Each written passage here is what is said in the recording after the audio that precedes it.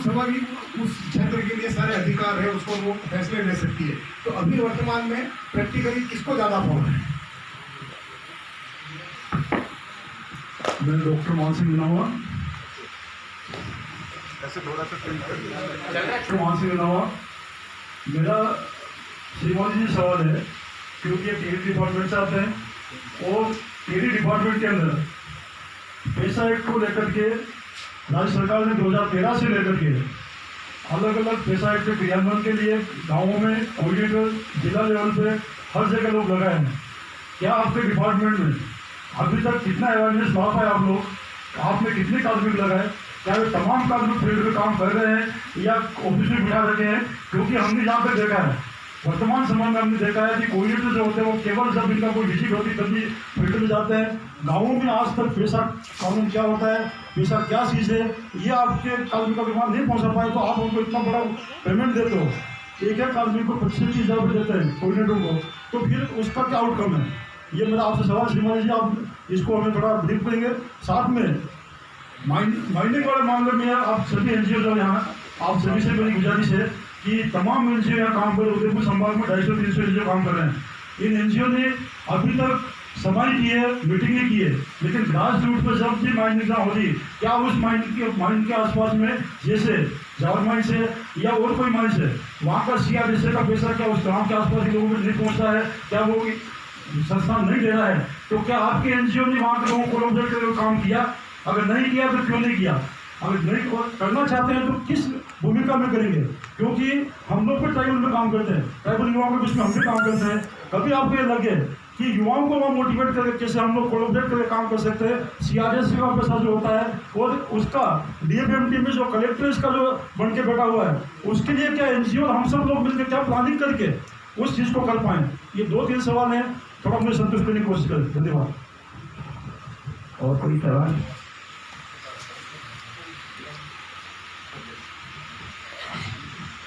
नमस्ते, मेरा एक सुझाव है। आपका नाम बोलिए।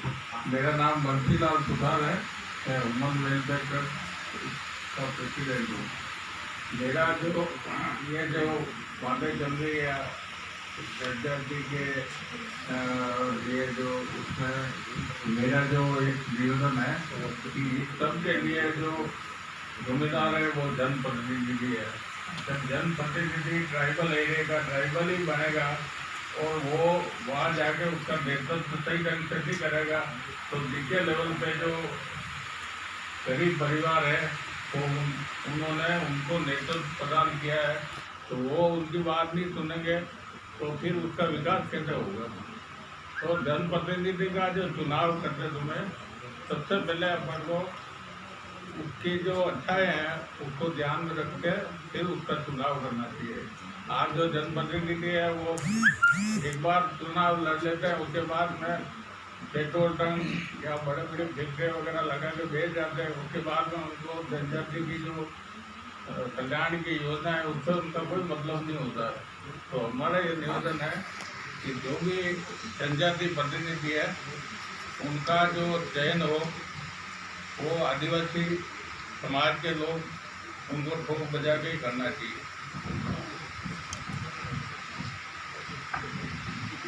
मेरा नाम कौशल कुमार है, मैं आरोपी जनजाति का कोटा से हूँ।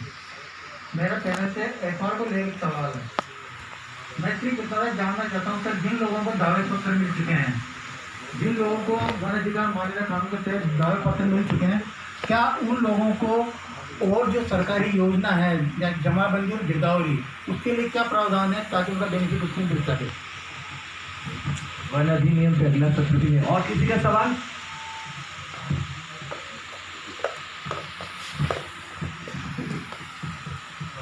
मेरा नाम पंकज पालेगार।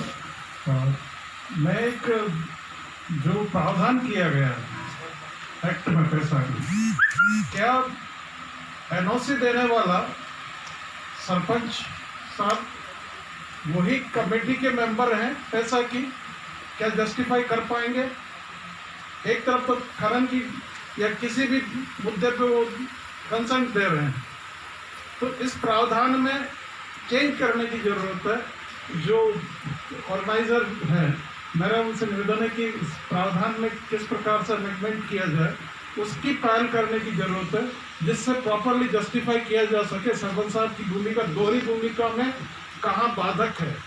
मैडम ने एक क्वेश्चन किया था कि क्या सिस्टम बने, तो ये सिस्टम में परिवर्तन करने की जरूरत है, तब जाके पैसा कानून का जो सपना है वो साकार हो सकेगा, अन्यथा केवल मात्र अधिनियम बन के रह गया। इम्प्लीमेंटेशन में बहुत बड़ा हर्डल है, तो इसको रिवॉल्व करने की जरूरत है।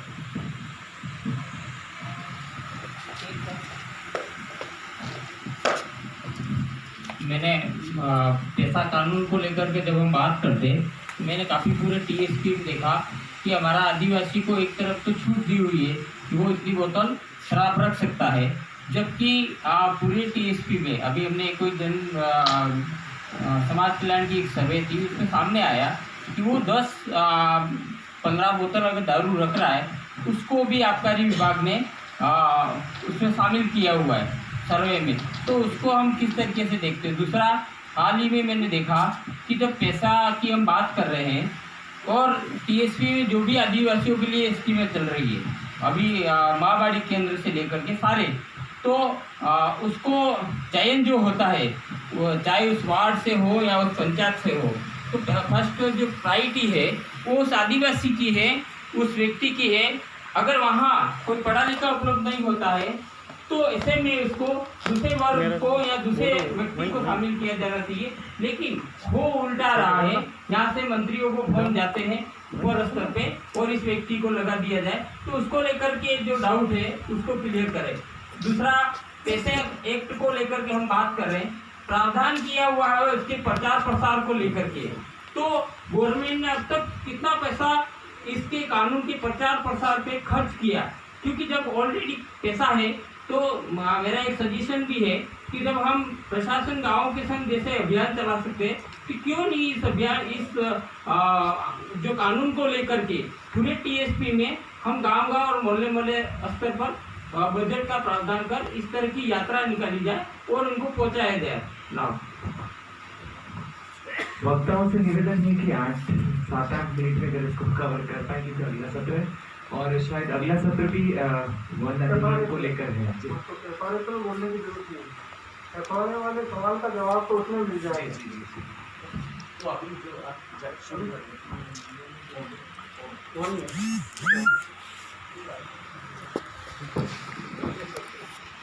जो पहला सवाल था आपका कि कौन सी ग्राम सभा मान्य होगी, तो जैसा ये अधिनियम का नाम है पंचायती राज एक्सटेंशन टू कानून है, उसमें 2011 के नियम में साफ लिखा हुआ है कि गांव की ग्राम सभा होगी।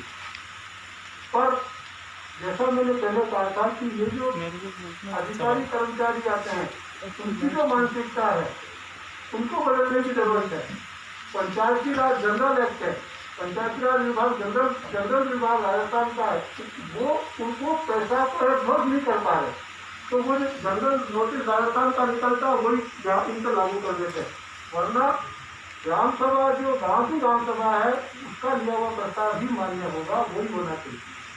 कानून यही है, कानून है 2011 में के नियम में साफ प्रावधान है और उसके बाद में कई सारे सर्कुलर भी निकाले हैं कि हर गांव की ग्राम सभा होगी, इसकी मीटिंग होगी, पर अभी तक पूरी है कि नहीं हुई है ये बताना मुश्किल है।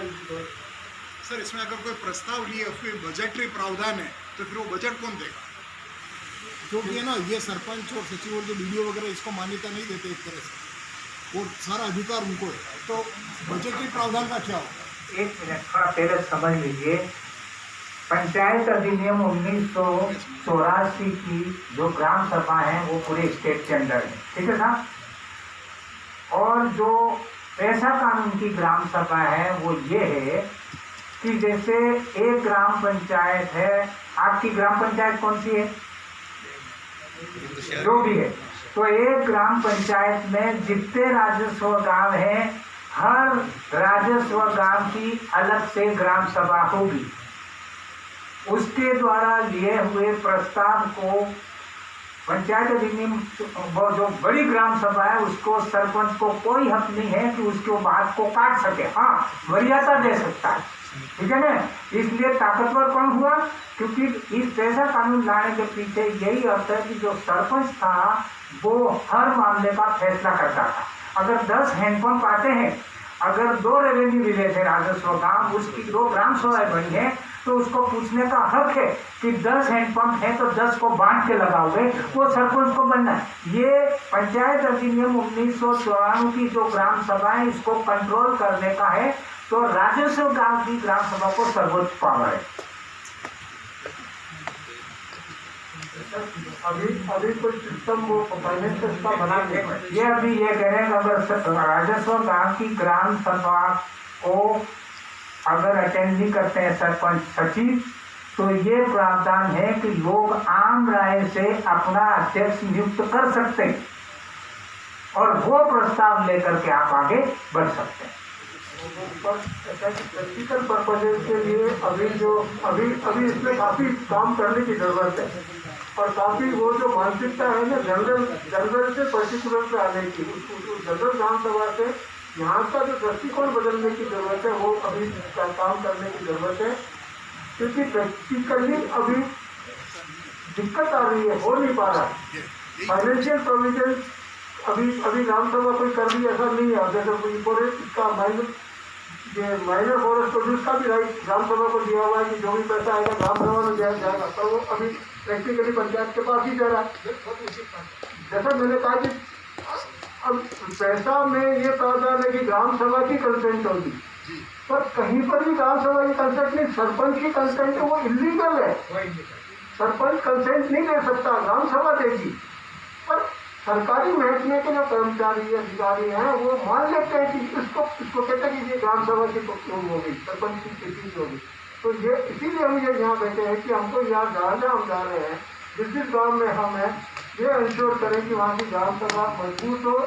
और इसके पीछे धारणा यही है कि आदिवासी समाज में आदिवासी समाज अपने बारे में, अपने संसाधनों के बारे में निर्णय लेने में सक्षम है, क्योंकि इतिहास ने साबित किया है कि अब तक उन्होंने सामूहिक रूप से निर्णय लेकर, गाँव में निर्णय लेकर के संसाधनों को संरक्षित किया। इसलिए अभी पूरे प्रावधान हुए नहीं है, कानूनी रूप से है, अमली जामा उनको नहीं मिला है। जैसे ट्राइबल कमिश्नर ने इसको प्रभारी बनाया, इसको पूरे सिटी शुरू ले लिया, और उन्होंने प्रेरक भी लगाए 50, 60, 200, ये जानते होंगे प्रेरक लगाए। क्या हुआ, प्रेरकों का बजट बार बार बदलता रहा, आज वो बच्चे रोड पर घूम रहे हैं। तो break off scheme, tribal commissioner हो कोई भी हो, बार बार योजनाओं का बदल देना ही ये चीज का खत्म है। तो हमारी जब तक राजस्व गांव की ग्राम सभा को आप और हम बैठ करके ताकत के रूप में पूरी तरह से जानकारी से लैस करेंगे, तभी जाके ये चीज आगे।